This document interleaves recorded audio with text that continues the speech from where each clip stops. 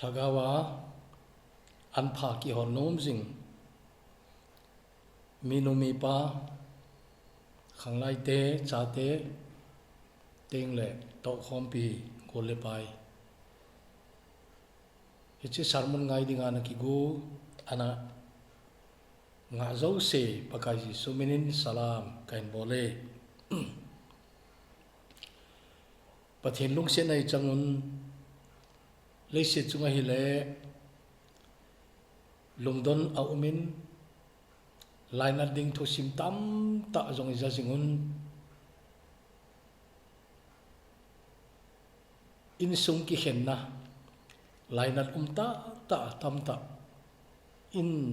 tho to tawun ai jing lain tunin adam lai ho zo sidin pathinin phat phai penala yumin tuni zun laki chai di kon cha sarmon ngai dinga ki thei tawin sarmon ki hi pathin lung se na ibol thei wai le hatha lam hui de ngai tan kum ke khat iman chai zo nungu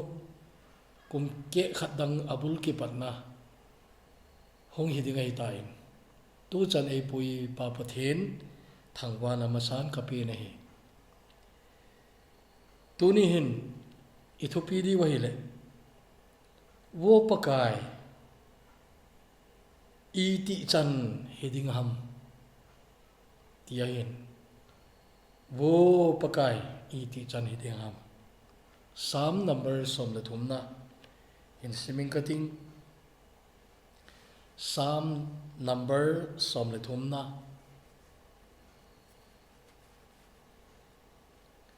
hiche sam hi ka sarmon kha jong a hi pun ai lai ai la tuka la thil chan ho ka vet na ka ngai to ai le hiche thui hobu mi theng hon jong avela ingai ki diwin ka ti chu khat vei mong mong che thui ga ngai tu khom ki le hun ti kan de hi in siminge wo pakai nangman iti chan geya nei don da ding hiya iti chan geya vet lowa nei koi ding ham iti chan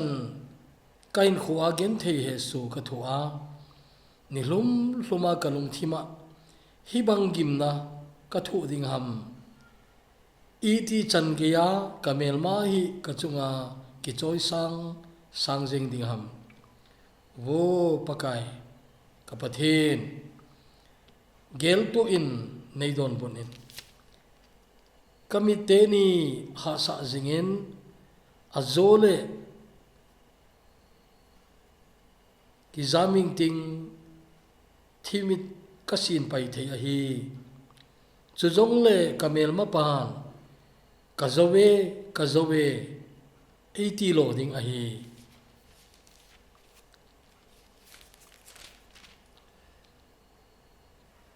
hito banga keima hla sam ji a hi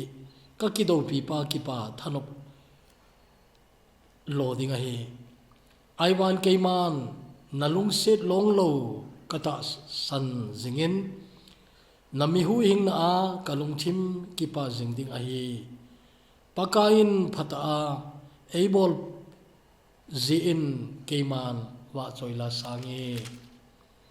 pathina thu thing ibon chawa ding in phat thei ebu pitaw hen tawde hepa lukse them pathin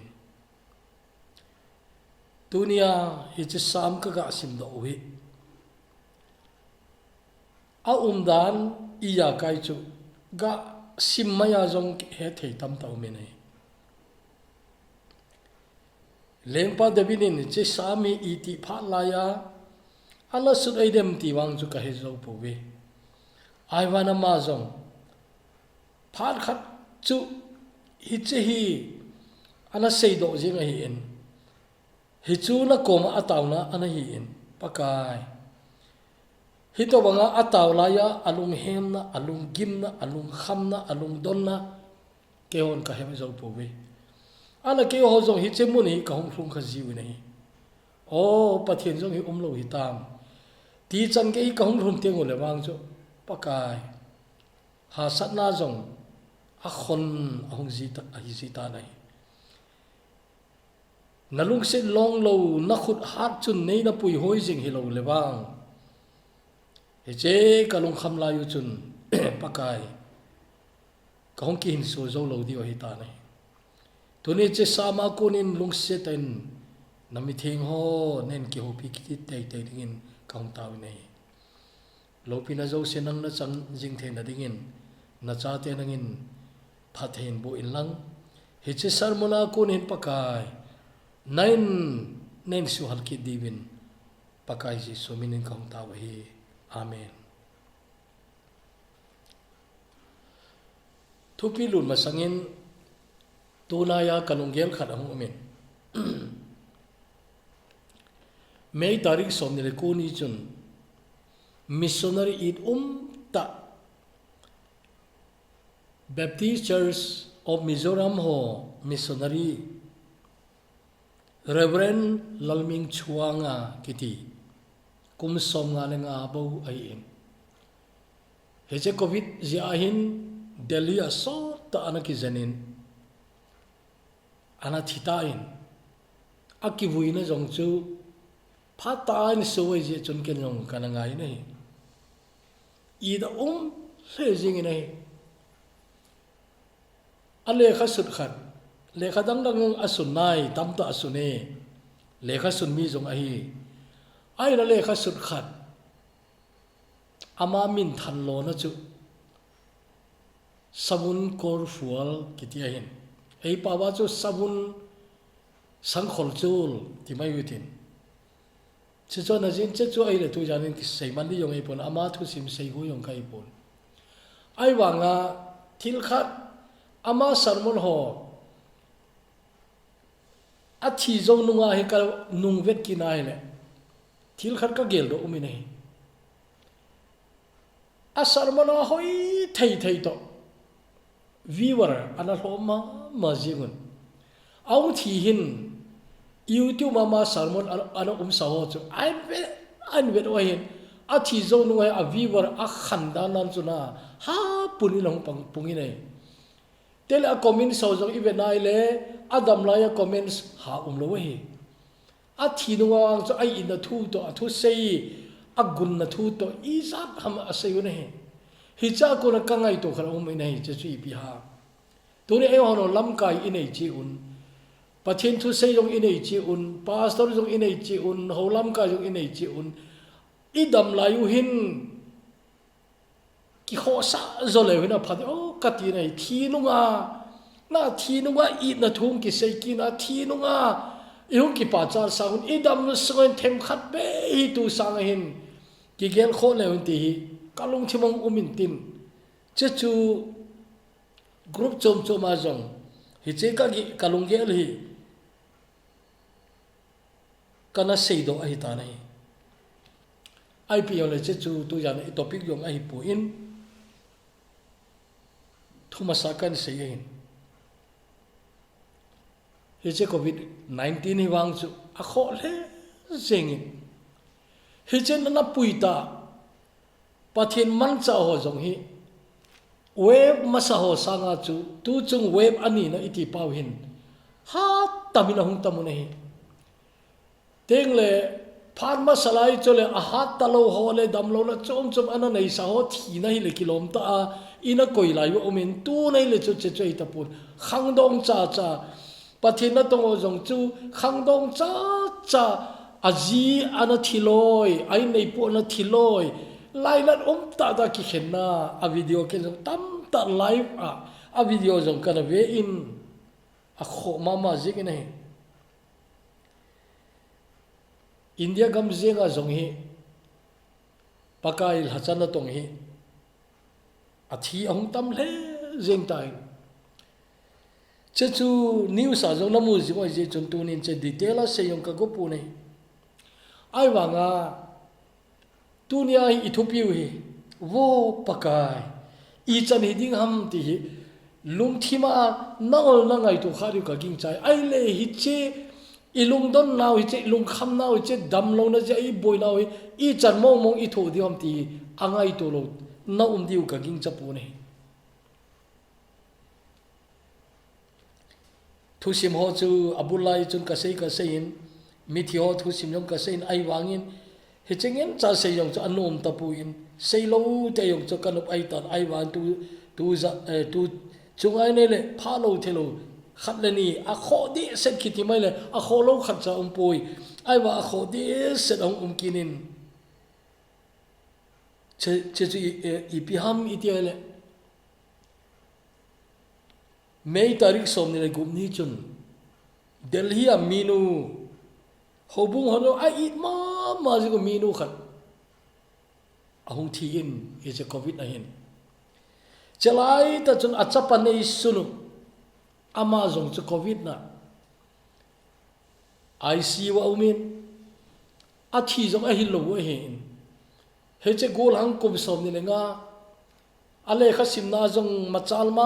ma jek a hin apang chapa chang khana nei chanu khato anei apa officer len ta hi tai apa kinem na chapa kum som ni le kum ngami chu anu thi zo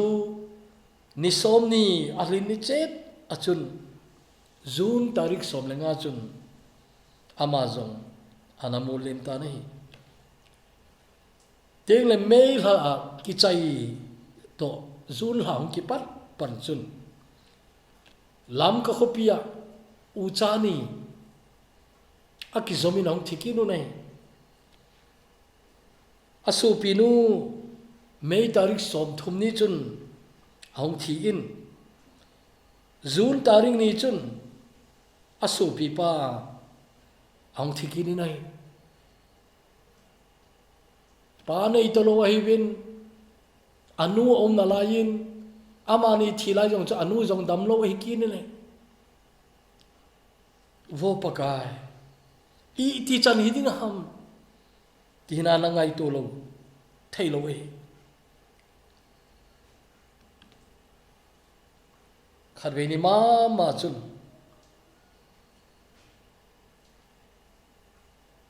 irreverent retire in nei pi khat ang thi ki nin amu khalo hon jong alim a photo na na mu mai jong chun na hel jing de wi khang dong chakhat acha te neu cha ina lai aneu pen wang chu thil chan he thim nai lo ding khoma neu na lai hen che nu de ta chun ai nei pu le cha te anada ta nai tua kan sei reverend vanal ngia kitipa hi golang hi in mei tarik som ni le ni chun anabuyun chapa chang khat hi in mission fila hongdam lo den Calcutta hospital hong thia hin pa talo anu to so pinu me khat se to umai ben iga ngai to ai le hi che ton so gam iya kai ki he chen nai lo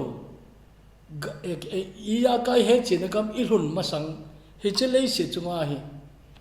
i ti he thim thei dam ti ingai to le he thim je ding jong a pu ne anu hi ta sana ha ta hi le bang chu phar khat le pathinan thangwa theiring ka ging chain awanga tu wang hin nini ni thumbo wa hin alain i pilung agel de mi hepoi mo nei pha ding jong anu agel gel lai jong hi mai thi acha pa jong kum som thum la li ki ti chu zinei pha jong ai ta ne hain la chete nu cha hi akinem now in sunga pasal sun reverend wanong he yakiti hobung ai it ma jengo thini ko hi mana it na thu ki sei ho mai hilo a sei jong sei inga yai le mi zat chung mong khat jong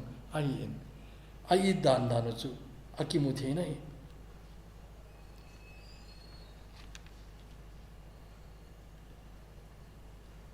teng le tu ka la chu kolang baramagam he jong ina he zui be se tapuni he zui jong la ki sei be se tapuna ji chu ei hogam ma i sei diu ahum uminai ala tu lai cha thil su kan sei no men jun tarik som ni lekhat ni chun pa khup lam mang kiti kum somli ai nei pi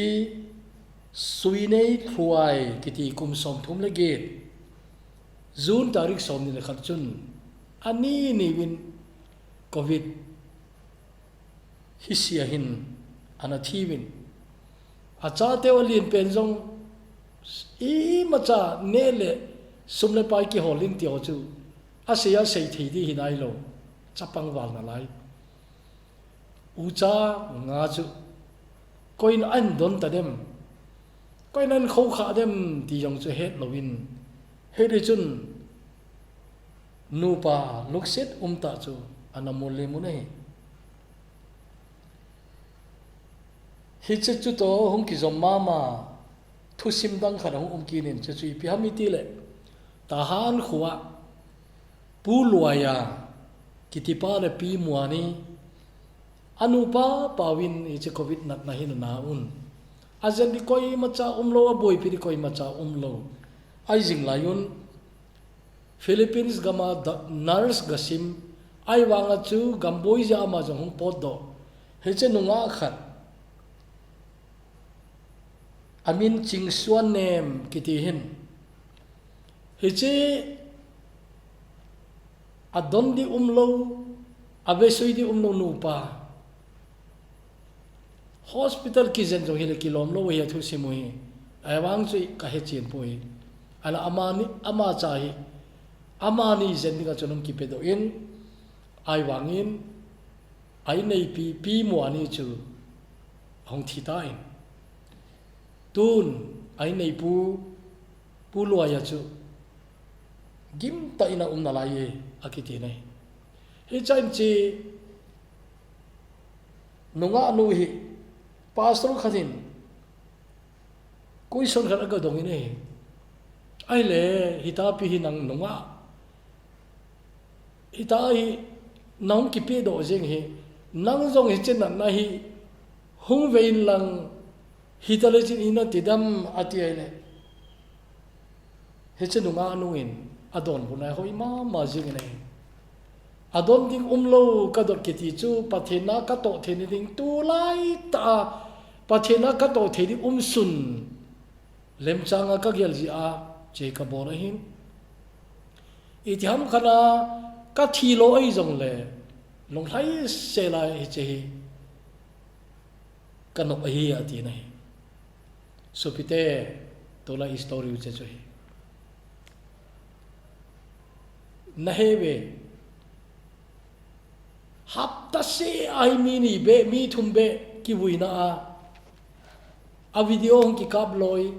a pet pe na ki buina program imu the loi te le mi sei na ina za so noi tam ta ki buina ki khen na in sum a ki khen ni ga zong vet zo lo lewa ha sa tam ta ki khen ki ti oi in mu we cha chun tu jan ni thupi wi chom cha kan sei ding hi a ye chu e che story gam tin kan sei hi I thupi ilu na diwa south him kan sei tai devinin hi che taw na anaman lai hin wo pakai nang man iti chan ge ya nei don da ding hi ya iti chan ge ya vet lowa nei koi ding ham phát đăng lang yang sarmon na za jing di ka ging chan kenung ka sei kha in che chui piam ti le I pathian hi ngai lu na dim set pathian acha te angai lut na ki ti chu ak te pidi jong lo ai jing lain khat vei pathinin ami thing te adon bot lo don lo a koi le kiloma kum atamine David hin ko na simai le hoi tan ngai to le chin David ni chi ati thene ni phat atam wa le nei tao jong le don bun na lo na che chu akhang khanga hagau mi o jong ana tu we hi iti hita nei don bu lo di gam tiana pathin mi thing hon jong pathin na koi son naw tam to mi ne Charles Haddon Spurgeon mini ka phamun mama in ngai jong ka ngai sangin chepa hi jong hi bang loma mi na thu seina ko na pathin ai mu ke hi lovin lungmon na thagawa lungmon na le kipana all na anamu na hi to bang pathin man cha thopi ta ai jong le hi che Spurgeon jong hin ni khat chu ataw no pindal sunga ko na hon ki ko do loi jega kapathen ibola nei hai tam tin cross chu pakai taw na bang chun hi che Spurgeon long peng do inai akima vela anaza umidi wain al sei so no nei ki dang ta choina hi banga pathin mi lo pi ta mai pathin khubang lom anaman ai in achu sei ngai lom ki di chu ama hobung ho kewi lo wanoi mun tin na ko na London khopia chewale chi Spurgeon thu se kharwe be ngai te ri atiwa tabar Spurgeon's tabernacle ati je ho in len ta chu hi cha chu ho in ga kai te mi alop hi banga mi zo sin akine pio jing laya kapathen ibola nei hai tam ti in lungdong ta in anaki ko do in che chu David taw na che chu I chan nang na thik diham iti phale nei don bud diham ti na che chu tu la ya mun tina I taw na che chu iti phale taw na ki sang diham iti phale che din mun ha sata ko na chu ka hung po do thei diham ti na tu la ya pathin mi thing te tam ta taw na che chu hi athio thu simbo I seyun athilo ho jong sumle pai tam ta asenu wa abang khanwang chu I chan ai ni sa diu ki hello khoma sumle pai tam ta bana ana khilawa ta chong ki jana dam do mai ai wa amaban diu chu sumle pai tho chu lung do ne tam ta abang ka chola hobugin phata ki thu pi thailoi nai atam zo wang chu hi to bang loma mi he pha jong hello loi jong ki na lai di ule naw angai lu anei tam anei hloma ki ngamai ding hi to bang zu mi tam ta hi Jodinga jong hin o pathin o pakai I chan hi dingam ti na chei I taw naw chei dingai ahin la tu ni sam som le thumi I benai le abul to aki chaina aki khele jing nei heje David hin hito bang ta achun pathin don buna jong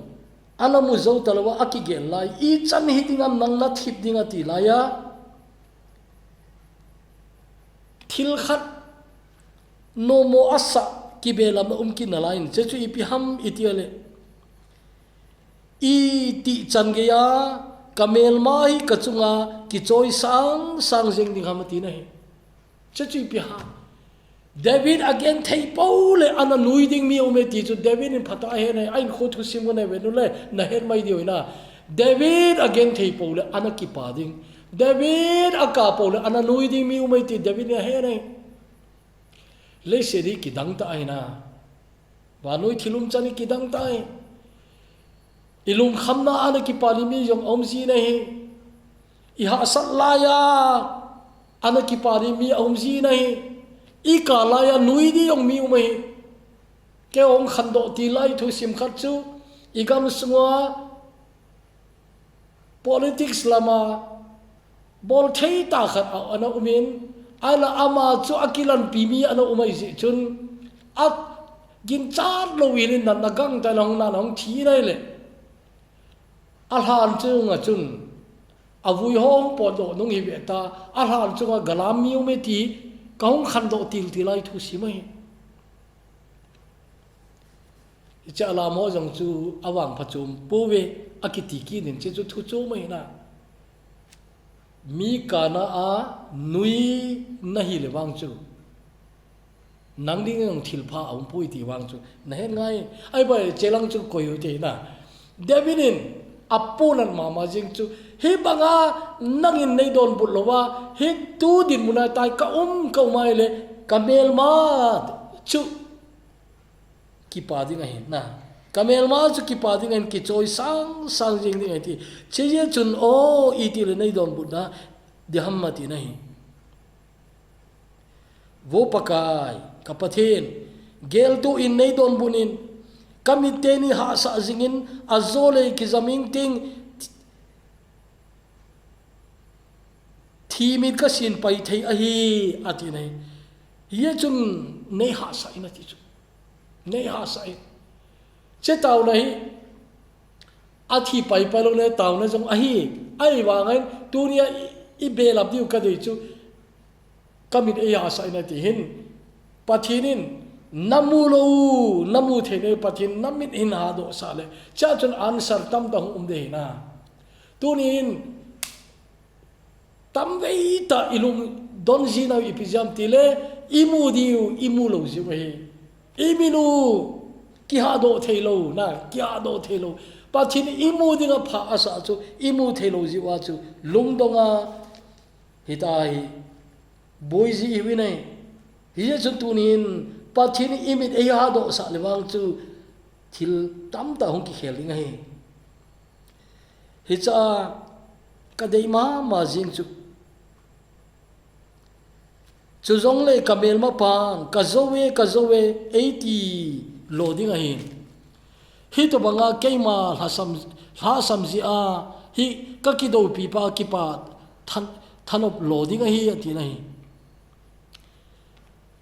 hi chan ge chun lungdon don mai nai ai wai lungdon lai hoya hum kingal ha thai ham itele changa na chun mi nai chei phaten tu janin hoi ten che ngai to te ai wangin keiman na lungset long lo kata samjingin nami hu ing na kalung thim ki pa jing ding hi ati nai ta san te ding ama ki ngai te ding chehi poimo ma mai keiman na lungset long lo kata san jingin ati nai tunin nakim bel na be jong le thim gam jenga kinem na ding jong zo talo ta sat dola na kinem na thai ule nau na be ting jong le talo ai lo le ipiha kinem na ding nisa kiti chu sumong monia kinem zo talo zan mu thimi sona heche mu thim noi chu ding na ki ngai to jing nai chun heche bible chang ngai to o David jong hin athil tho wang chu po zo diong ai poina ha sama ma jingi ai wa Davidin agal zona chabi chi pam tile ahi wang keiman nalung set long lo kata san jinge ti chuna Davidin phar che sa pathen ta san phar che sa pathen phatna chaw chu sumilo ja chun ahen sa ho cha chun kinga mai tu adin munawa chu kinem ni lo wei ai wa pathini alung se na long lo wei ti ane he chin sa ja chun che chu atu tun ni ngai tunia tu lai ta na din mun hi sang khana taw na chuna taw na hi jing mai the i ti chan don lo wa nei koi dam ka taw na sa lo i chan na koi dam tai tu to pathin chunga hasen na hi ta han lang ai lo le lung don i za hi tale tu to na din mun ham i pi jo le changa na hi ana vel simu changa na phaten na ngai to he chain devinin ai wan keiman na lung set long lo kata san jinge atina ta san jing kiti tunin zona chabi inei sunu choi ta san jing ta san jing keiman na lung set long lo kata san jinge ti nai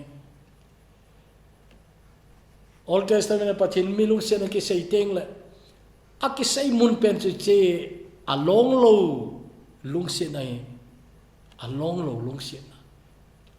che chu nang ma zo nai kho na he chin sa tam ta na lo ha phar khat na muthim noi ha kom sung ha po do ni o kinem lo na umlaya alung sen long lo in na pui do na experience na in khon na tu kha sa na lo ha David ang chaho cha ano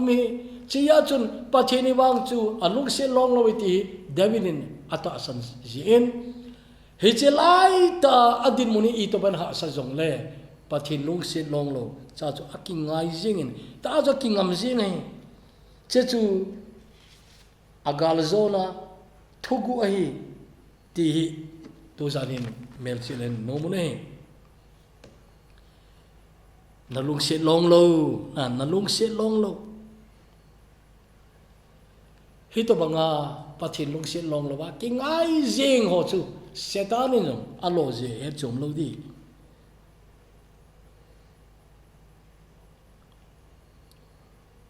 achai na lam dingin achai na sim leu chen pa kain phata ei bol in keiman awa choila sange ti ai an chai chu na tunin ta san jeng tunin na din mun ito bang sien lang iche din mun aku na hiwang din mun phajo ti iti a kamu ta lo de na ti mai ti ai wangin eche dabinin ata sani nangong na ta san dingin apa pakain phata ei bol je intena phar khale pakain phata in bol ki thau thau de na ti tunin ta sanati hije chun dunia naka na ho chu naka den lo ding hi